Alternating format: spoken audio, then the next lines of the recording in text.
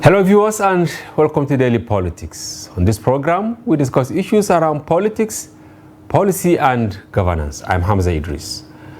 The 10th Senate, which went on recess, has resumed. But before the legislators went on break, they carried out some legislative functions, including screening of ministerial nominees, while the leadership also shared various committees. However, a number of issues came up during the recess, such as the fallout of the composition of leadership and membership of various committees, and the controversial statement by the Senate President Godswill Akpabio on disbursement of enjoyment allowance to senators. Similarly, there have been insinuations on planned impeachment of the Senate President by some aggrieved senators who allegedly felt they had been marginalized in the scheme of things. In the heat of these, former Senate President David Mark, who is rated highly among lawmakers, was quoted as saying having 152 committees in the National Assembly is unwieldy.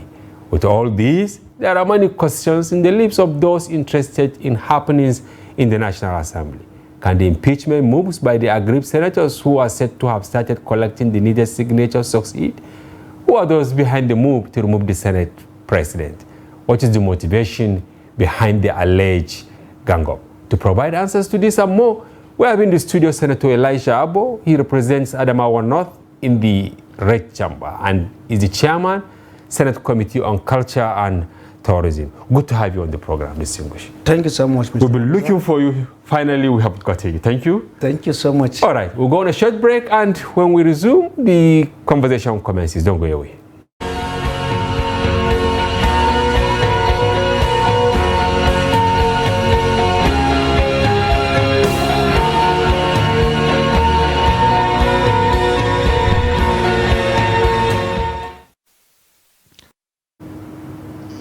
Once again, Senator, welcome to our studio. Thank you. Many Nigerians are really surprised that it took the Senate this long to resume. What happens? Almost 2 months, right? Yes. We've been on recess for 2 months, which is actually very unprecedented. We have never been on 2 months break.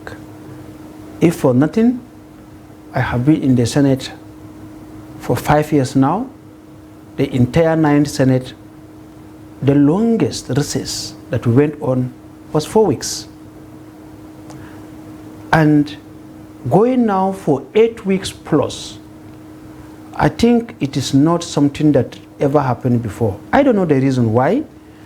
And considering the fact that we are just inaugurated, we are inaugurated 13th of June. And by August, we after the inauguration, actually we went on a short-term break. And after coming back again, we went on a break for 2 months.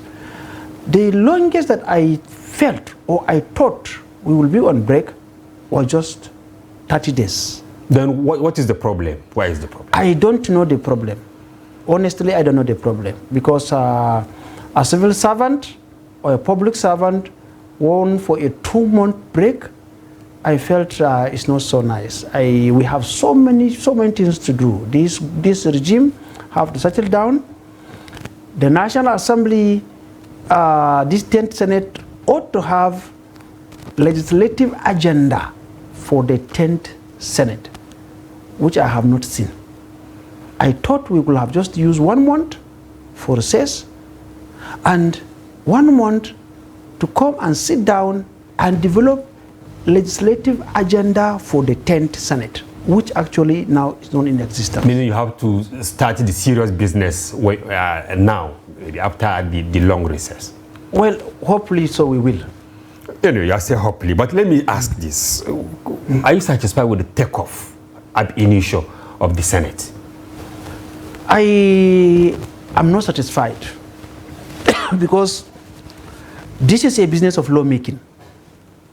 And when you are making the law, there must be processes that must be adhered to for those laws made to be valid, so that nobody will wake up tomorrow and take the National Assembly to court for saying National Assembly did not follow all the processes that led to the making of this particular law. Let me tell you, for example, in 2022, December, there was a supplementary budget passed by the 9th Assembly, about 800 billion naira. The purpose for that supplementary budget was to take care of Nigerian roads, bridges, and of course, Nigerian citizens that were displaced by the serious flooding of 2022 wet season. Our roads were washed off, bridges blown off, culverts washed away, and farms were being submerged by water. So we knew for sure that there will be hunger. We now budgeted 800 billion naira as supplementary budget to take care of these problems. However, when this regime came in, they felt that was not a priority. They now sent for the amendment of the supplementary budget. And when the amendment came, by the provision of our order paper, of the Senate Standing Order, the amendment could have been referred to the appropriate committee. In the case of last time, Committee on Works, Agriculture, Farmer, Appropriation, Finance, and other select committees have to come and sit down and look at that budget. The amendment that was sent by the executive, they were supposed to look at it. And they didn't. They didn't. Wow. I will plead with you to hold your breath for a moment. Yes. And we will be back shortly. Yes, viewers, don't go away.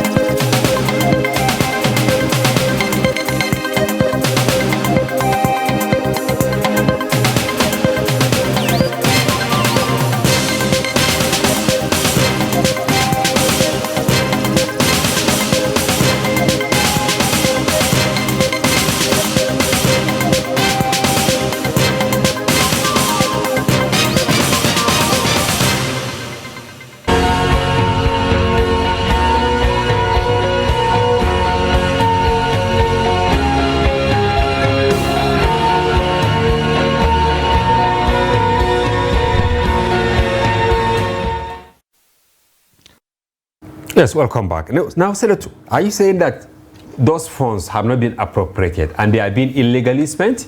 No, that is not even about the illegality of the expenditure. The problem there is that the amendment was not done according to the processes, according to the Senate standing orders. And it was done in direct contravention of 1999 Constitution as amended. Then who is to blame? Reason, when the amendment came in, we were seated in the chamber, and suddenly someone walked, the majority leader entered the Senate midway into the sitting of the day, carrying a paper in his hand like this. And he went and whispered the ear of the Senate President and gave him a paper. Was this during the 9th Senate or the 10th Senate? 9th Senate. Okay. The 10th Senate, I mean. Just recently. The 10th Senate, yes. Just before you went on recess. Yes. And he gave him the paper. And a few minutes later, the order paper, that is the agenda for the day, the order paper was being withdrawn and a supplementary order paper was being circulated. And when I look, I saw amendment of 2022 supplementary budget. And I was surprised. And I noticed something strange. that there was a distortion of the figures in the amendment. And what was striking was that money was being removed from certain regions, certain states, and being transferred to certain regions and certain states. Which regions? For example, the northeast where I came from, we have less than 100 million naira in the 2022 supplementary budget. But one state, less than 100 million for the whole 6 states. Less than one state in the southwest, Ikiti State, have over 8 billion in one state, while one region have less than that money. So they have uplifted one state above the entire region in the supplementary budget. In the supplementary budget amendment. And the Constitution is explicit about the spirit and the letter of federal character. There is no single state is above other states. My senatorial district got 0 budget. That 0. Is Adamawa North. Adamawa North. We have 0 budget in the supplementary budget. Yet one state have 8 billion. Another zone have 0 budget. One senatorial district have 8 billion. What am I doing? What am I doing in Abuja? I come to fill up the numbers. I'm not here to fill anybody's numbers. I'm elected by my people. You raised objection that day? I raised objection that day. Were you allowed to speak? I must speak. It's my right.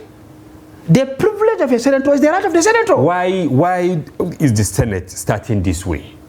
I think the Senate president needs to settle down. That's like 5 years. That is one, yes. And 2, they were lying to him that they brought him.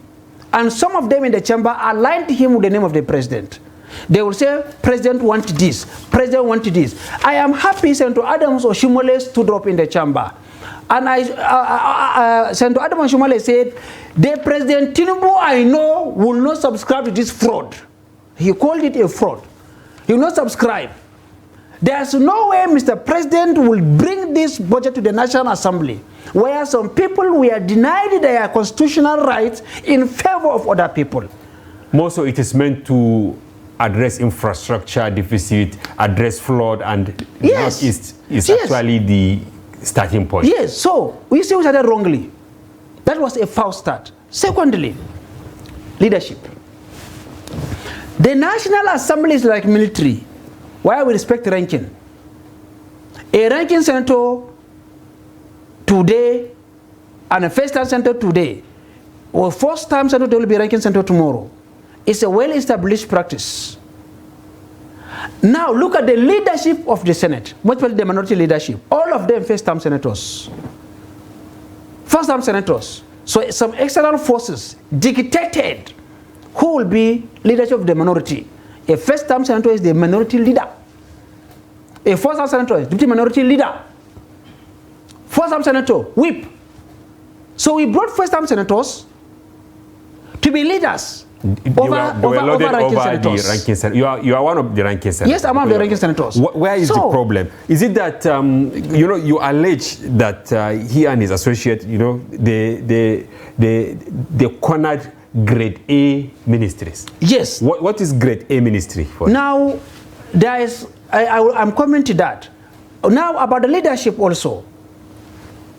Never in the history of the Senate, where the leadership of the Senate are also vice chairmanship of committee.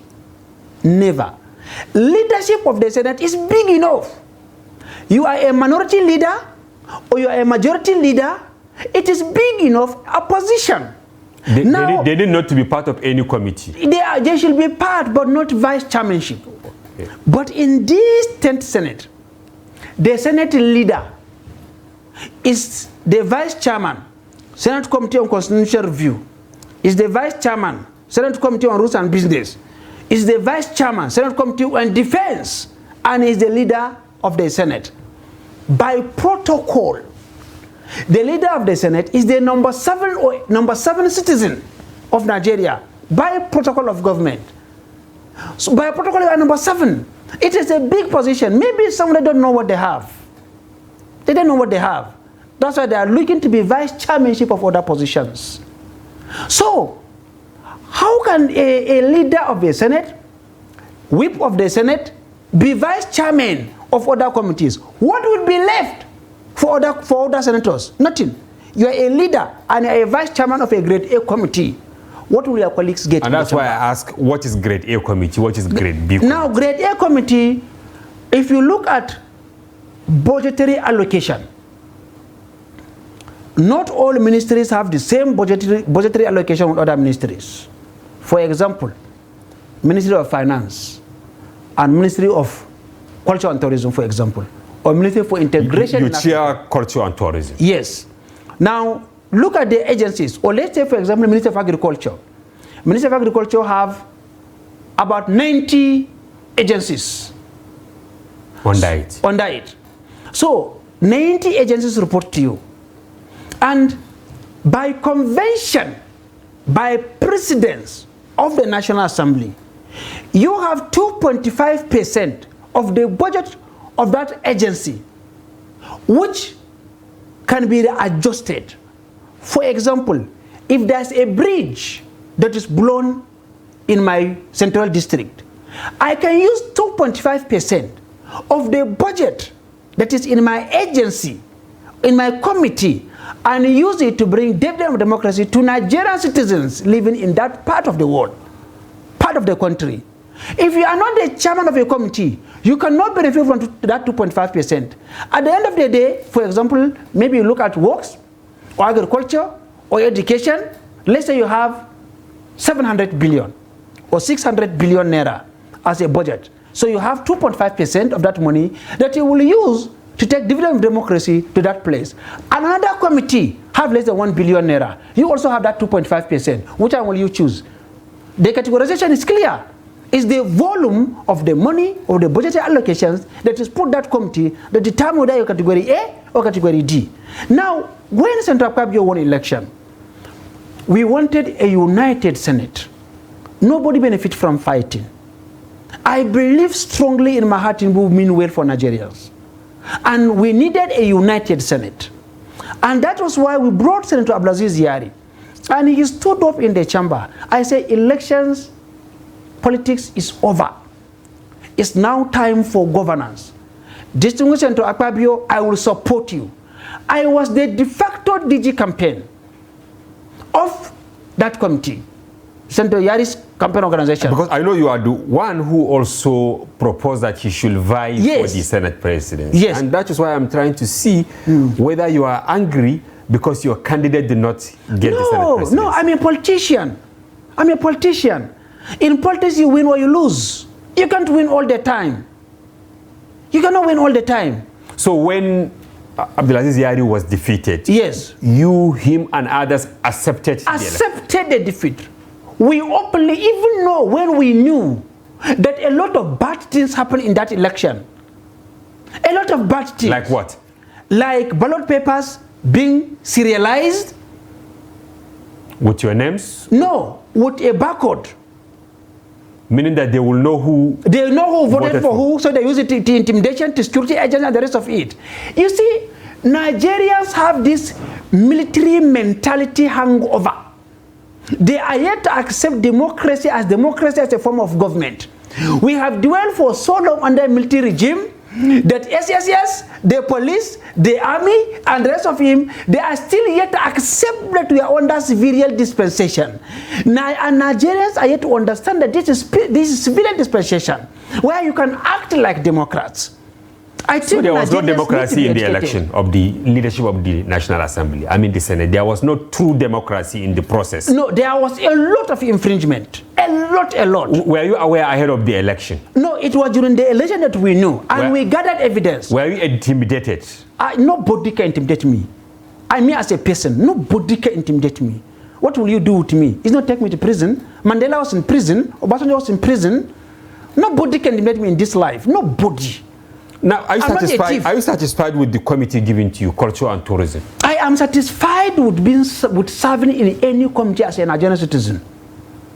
If you give me a committee on anything, it's about service. Because if it's not being given to me, it will be given to another senator. And he's also a senator like me. I am satisfied. But I read somewhere where you allege that the Juicy Committee or Grade A Committee were given to, you know, those who supported. I want you the to Senate look at president. this. Yes. This is the list of our committee. Okay, maybe a summary of it. Now look at this.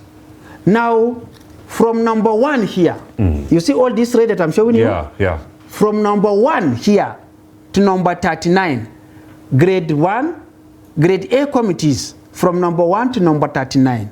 You see, they are all in red? Yeah. These are Akpabio people. Yeah. You see? From number 1 to number 39.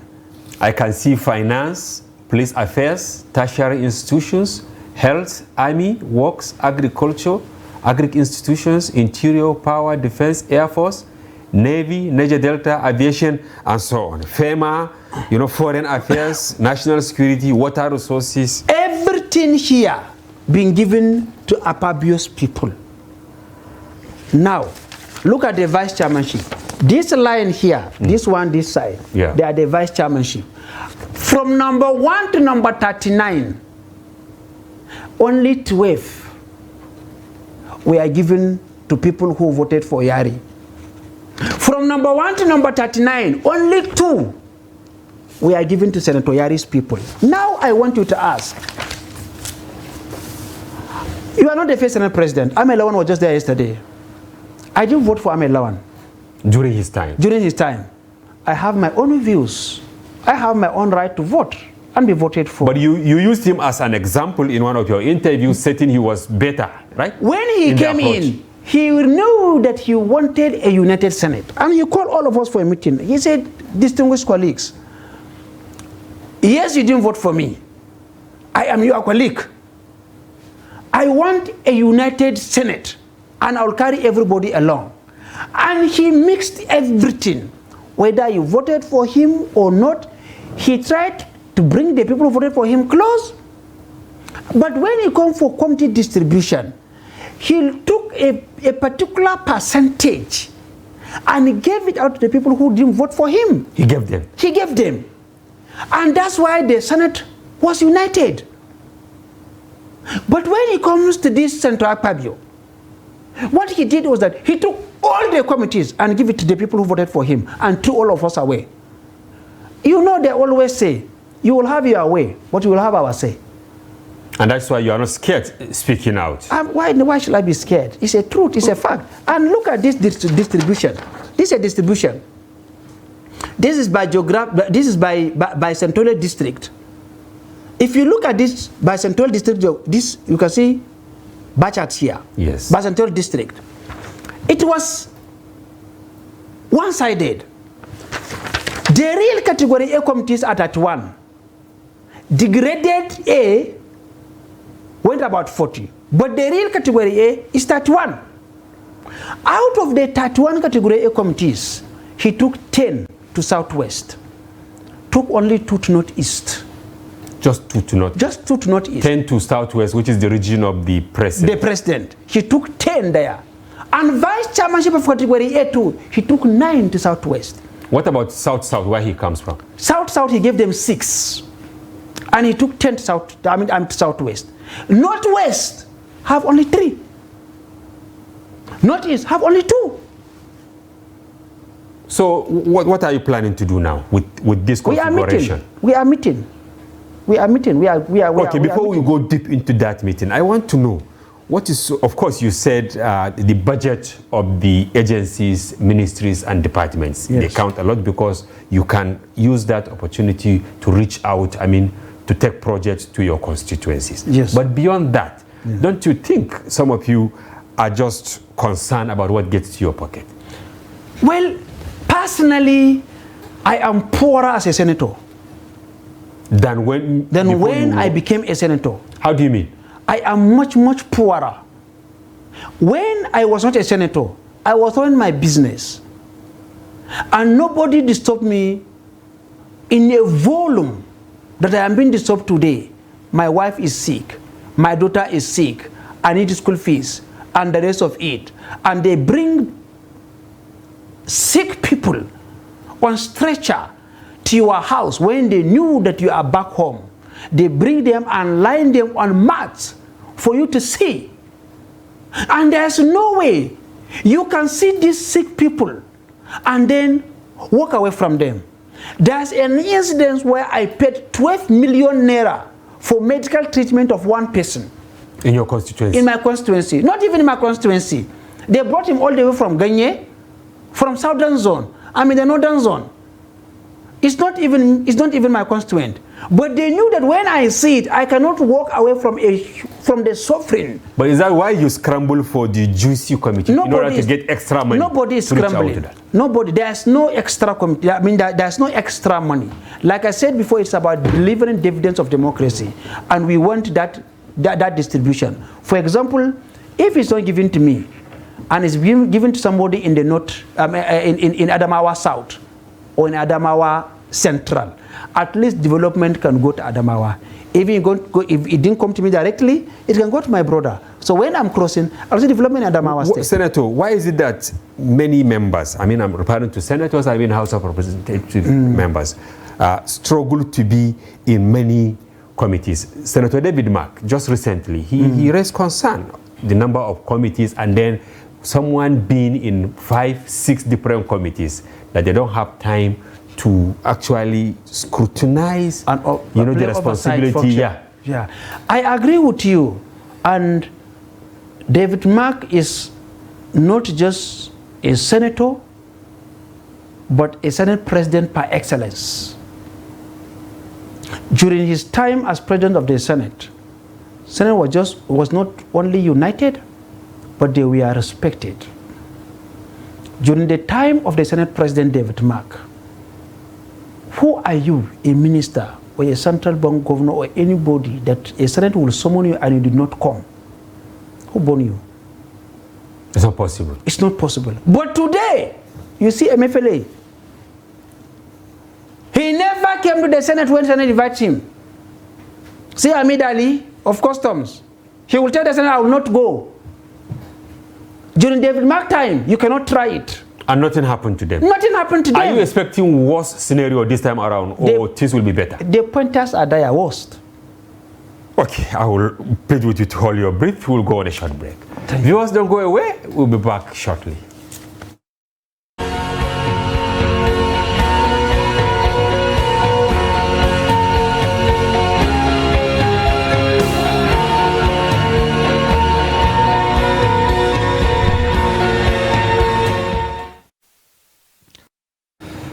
Welcome back. If you are just joining, you are watching Daily Politics on Trust TV. Do well to follow the conversation across our social platforms on Facebook, Instagram, and watch us live on YouTube.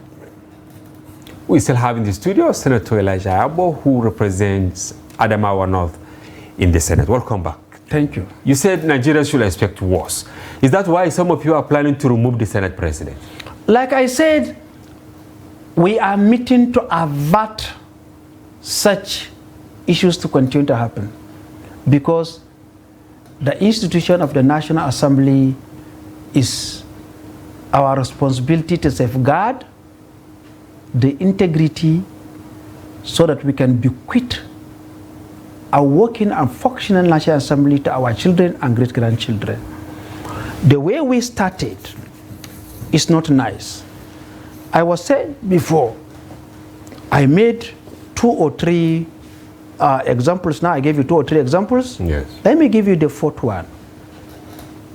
During the ministerial screening, we only heard that Governor Nasiru El-Rufai, former governor of Kaduna, Honorable Stella Okotete from Delta, and Senator Danladi from Taraba will not be confirmed by the Senate. You only had it at plenary? We only had it as an announcement from the President of the Senate. You mean you were not informed ahead of that action? I shouldn't be informed. I shall partake in the decision making to know and to agree and to vote for or against. I shouldn't be informed whether ahead of time or no. No. That's not how it works. No senator is bigger than another. How does it work? It works this way. If there is a petition against a certain ministerial nominee, the petition shall either be sent to the Committee of Ethics and Privileges, or they will form an ad hoc committee to look at the petitions, or it shall be discussed at the plenary. None of this was done. And if it was given to the committee to go and investigate, the committee will report to the Senate, what we call the Committee of the Whole. That is, the whole senators will sit and consider. And the person suspected or petitioned against will also be given fair hearing. He will be called to come and answer that petition. This was not done. Then who took that? Who took unilateral decision? The Senate President. Why do you think he did that? We will ask him when we are resuming tomorrow. We will ask him. And if he didn't give you convincing answer, what will you do? Well, there are some processes that deal with that. There are provisions of the law to deal with that. There was this report last week that some people are planning to remove him. They mentioned the name of Abdulaziz Yari, they mentioned Aminu Tambol, they mentioned Ogoshu Onao, and others. Are you one of those who are planning to remove him? There was no meeting to remove Senator Akpabio from power, but we had meetings on how to salvage the Senate from self-destruction. You can't come and destroy the National Assembly because you are in the National Assembly now. I want to be there tomorrow. There are meetings. But the issue that there was a meeting to impeach Senator Akpabio by northern senators who had a meeting in Saudi Arabia, I took exception to that. Why? Because it is not a northern agenda. In fact, the people who are meeting are more of people from the south. And to say that the meeting took place in Saudi Arabia, who got Saudi Arabia? Muslims. Muslims, yes. So you are saying that Muslims, you actually plan of removing him. So I felt it was a deliberate attempt to pitch north and south and to put in some, not only north-south coloration, but also some religious rainbow into the fray. So it can confuse people, so that nobody will reason again with his head and will not be going on sentimental skateboarding. And who do you think is behind this contraption? Senator Akpabio's camp planted the story. I'm not saying the Senate President himself, but his camp planted the story to blackmail us. I was the pioneer. In this Senate, 10th Senate, I was the acting Secretary General of Northern Senators Forum. I'm a Northerner. And today, I am the treasurer of Northern Senators Forum. So I'm a very important ESCO of Northern Senators Forum and Northerner. When I say Northerners are planning this, Northerners are planning this, and they are meeting in the Holy Land, I don't feel it is right. And that's why I had to reply it there and then, that this is a lie. They were trying to turn the president against us, so that when the real issue, which we want to help the president, when the real issue comes for discussion, it will be swallowed up in some sentimental blues, so that nobody will see the substance. That was their plan. Now, with this development, are there plans to remove the Senate President? There's no plan, but there are meetings. But there are meetings to correct what is happening. How can you correct that without removing him? Or you are going to call him to order? Well, I cannot discuss the ongoing plans now on television. I'm sorry to say that. You don't discuss strategy on television. So that it will not go public? Yes, but there's a meeting, and I am very, very sure that these things will change. The people who subscribed to this are over 56 now. Not even impeachment. You had a lot of turbulence ahead of your election. Number one, you rejected Muslim ticket for the presidency. Yes. But now, less than 3 months, some Muslim groups are accusing President Tinubu of favoring Christians, favoring the South, like Murik, among others. Yes. Don't you think that you have been proven wrong for your stand at initial of not supporting Muslim ticket? Well, let me say this sincerely and openly. My father is a pastor, and the woman who I call my mother today is a Muslim. Your mom? Yes. At present? At present, is a Muslim. I have strong love for Islam as a religion, and I have deep conviction that it came from God. And the Bible says in the book of Acts that nobody can fight a religion that's given by God. That is the Bible. Something happened before when they wanted to kill disciples of Jesus, when they started Christianity, the early Christians.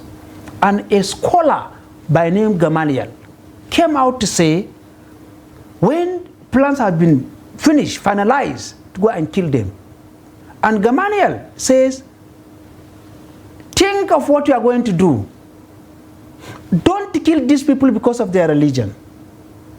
If this religion is from God, nobody can stop it. If it's not from God, it will die the way other religions die. Now let's come back to Islam. Islam has been surviving for over 1,400 years. Didn't die. It shows that it comes from God. Because the Bible said that if this religion is from God, it will not die. If it's not from God, it will die if God didn't permit it.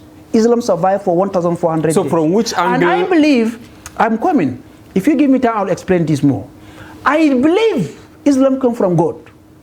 Because the word of God is here and amen. The book of Acts said that if it's from God, it will survive. If it's not from God, it will die. Now Islam survived. It means it came from God and God allowed it. No man can fight that. What I kicked against was same faith ticket. Whether it is Christian or Muslim or Buddha or whatever religion. I wanted a united country. I want unity. I want true practice of social mobility.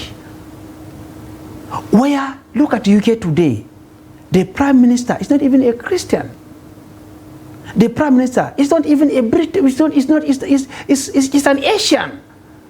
What I want, we want to grow to this level where we can integrate the so-called minorities. So now with the actions so far taken by President Tinubu, can we say he has demystified the fear around Muslim ticket? No, I don't want to go into that because there are so many things to be discussed here.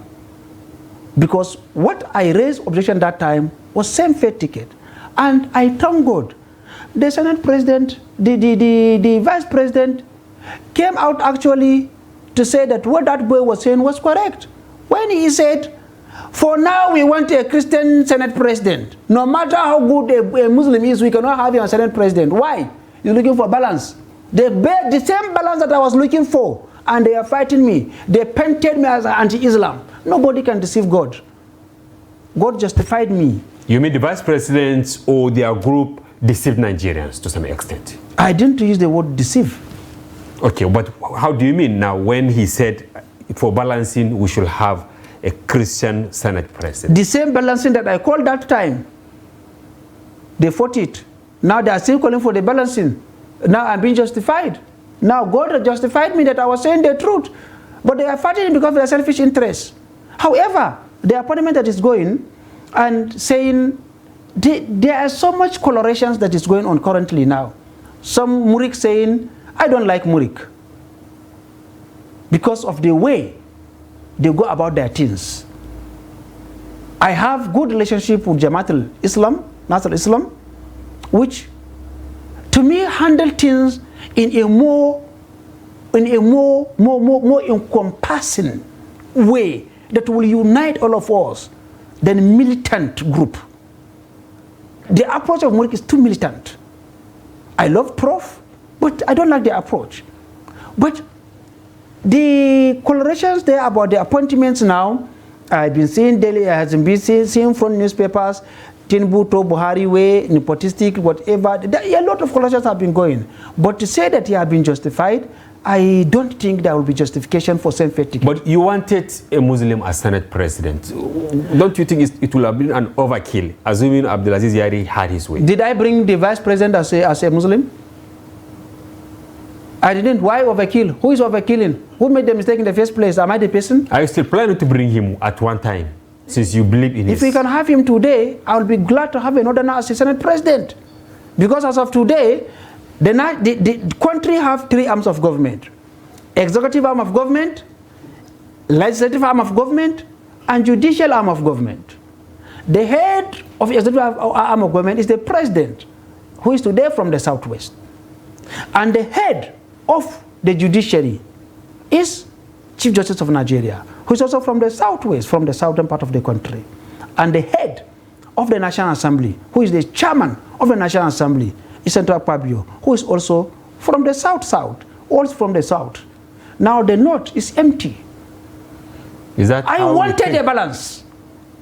I was not looking at who is a Christian, who is a Muslim. I wanted a balance. You believe that the north is short change in the scheme of things now? Very, very short change. But you have the Vice President.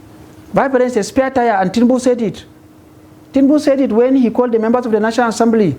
Do you need a spare tire when your car is moving? Will you prefer to be a senator than to be Vice President, for instance? You. Well, like I said before, when you ask me about whether I'm satisfied with the committee where I am, it's about service. I can be a councillor. If you make me a councillor, it was really tough. You had to go to Supreme Court before you safeguarded your ticket to come back for the second term in the Senate. What really happened? Is it because of your alignment or your rejection to the Muslim ticket? Yes, it is because of it. And that's why I was persecuted. Who persecuted you? The party. Everybody persecuted me. And what was your saving grace? The people. How? The power of the people. I told you before, it is time for us to get rid of military hangover, where we think government is alpha and omega. No, the Constitution says power belongs to the people. Power belongs to the people. And when I was persecuted, I knew that if election take place 100 times, I will win 100 times. Go and check at the record. Go and check at the vote they got in Adamawa Northern Central District from 2019 till date. Nobody got my result, got my vote. Were you giving the people money? I don't even have the money to give. During the election, 2023, the party didn't give me money. They even refused to give me party agents, even tag of the party. They didn't give me. They would tell money. They would help party agent. They didn't even call him for a meeting. My party took me to court. That my party expelled me from the party, even though it was Jankara expulsion. They had to drag up to Supreme Court. Now they took me to court, and they got a judgment in the State High Court, supported by the governor. Who is in a different political party? Yes, and because I'm his enemy there. I'm the rival there. He wants to control everywhere. When I'm there, I'm the boss in Adamawa North. Is this an allegation that it's not an allegation, it's a fact. It's a fact. We are not fools. We are not fools. I'm not a child. I know what is happening. I don't want to listen to certain audio conversations, because I have reached a stage today in my life where I can keep secrets, certain classified things. I don't want to release certain things. Why is the governor not in good terms with you? After all, you are in different political. He's afraid of me. Are you going to, maybe you intended taking over his seat? It's not an intention. It's a public office. It's not my seat. It's not his seat. It's the seat of everybody in Adamawa State. Everybody can contest. You, if you are from Adamawa, him, anybody. It's the seat of everybody. So when we won election in the same political party in 2019, he started fighting me. Councillor of my ward, a senator, I don't know who was my councillor. How do you mean? For 2.5 years, the councillor was in office. I don't know who is my councillor. He told people that even councillor of my ward did not give me, that I will become too powerful if my loyalists got into power. I asked for a free and fair election during primary election. He said there will be no, he was appointing councillors. Go and ask Atiku Abubakar. I met him in Dubai, 2019, before I left PDP. I took flight to Dubai. I told Atiku, I'm leaving PDP. The government doesn't like me. He disqualified anybody that was close to me from contesting election, not even going to run for election and lose. He disqualified them. Extrajudicial. The Constitution of Nigeria has the provision of who cannot seek political office. When you are declared bankrupt, when you are ex-convict, when you are this, when you are not of sound mind, the Constitution provision is there, but he was disqualifying people from non-office, and all of them were my loyalists. So he is mortally afraid of me, mortally. Whether I'm in power or not, I have become a political factor in Adamawa State. I have become a factor. It's not my doing, it's the doing of God. God gives power to whom he wants to give power and at the time he wants to give. You cannot challenge God. I'm a product of God. Now, have you sorted it out? Because he's in his second term now. As governor, you need him to reach out to your senatorial zone. I don't need him. How do you mean? I don't need him. Then how are you reaching out to Adamawa North? You know, how did I win? Close to Borno. That area has been ravaged by Boko Haram and a lot of atrocities. See, let me tell you an incident that happened in 2020. I got support from NEDC. His village till today, his local government, there is no electricity in his local government for about 10 years. The governor's local government have no electricity for over 10 years. After serving 4 years, he's in his 5th year now. Yes. And I got support from federal government to come and restore electricity to 46 communities in Michka. In fact, in part of Borno, which is Uba. Yes. Askira Uba. Askira Uba axis. From Mararaba Mubi, which is central zone, going to Hildi, going to Uba, going to Michka, going to border with Borno. And the light will be connected from Mararaba. We got that one, and it was approved by the federal government to start. The moment the approval came from the federal government, he went in the night and awarded the same contract to a state government contractor who went and bought Meccano generator and installed Meccano generator inside Michka town and powered the place up in the night, put diesel inside, and he said that he had finished the work in Michka, so he doesn't need federal government. Till today, no light. Up till now. So till this very day, ask him if he has light. Deceptive of sorts. Yes. Are you trying to revisit it now? We will. We will give our people dividends of democracy because it's not a permanent place. We will come and go. Now, the whole of the Northeast is really suffering. How are you going to approach the president to reach out to this region? Well, the vice president from the Northeast, we will do what we can do, and that's what I fight today. In 2022 revised supplementary budget, the Northeast got nothing. Nothing, absolutely nothing. Okay, I have two quick questions, and I want you to answer with just yes or no or whatever. Yes. Now, have you compiled the list for the impeachment of the Senate president, or there is nothing like that? We have told you before that meetings are ongoing, and as of present, nobody is saying about impeaching the president. We have a different plan. We hope to see that plan. And finally, you are a man of many controversies. Is there any controversy that you regret engaging in? It's not about me being controversial or being regret. We all have done things that we are not so proud of. That if opportunity presents itself again, we will definitely behave differently. We will definitely do things in a different way. And in life, it's not that I don't have regrets, but I've said I have learned enough lessons that I have learned now to do things differently, and I have learned to look at things in a broader way. Above all, I have learned how to be sincere to myself, to my conscience, and to God Almighty. All right, thank you very much. I wish we have more time to discuss more on this, including you being among the youngest senators in the Federal Republic of Nigeria. But I'm sure another time will avail itself. Thank you so much. When I come next time, we will elaborate in detail how I won my re-election. Thank you very much, distinguished Senator, for coming. Viewers, we've been with Senator Elisha Abo, who represents Adamawa North in the Senate. We hope you enjoyed the conversation, and thank you for tuning in to today's program. We sincerely hope you find conversation engaging and informative. Be sure to join Daily Politics Live, airing every weekday from Monday to Friday, with a special edition every Friday. During these special editions, we welcome your active participation, as you can call in to share your valuable thoughts on pressing issues in the polity. Once again, we thank you for watching. Bye-bye for now. I'm Hamza Idris.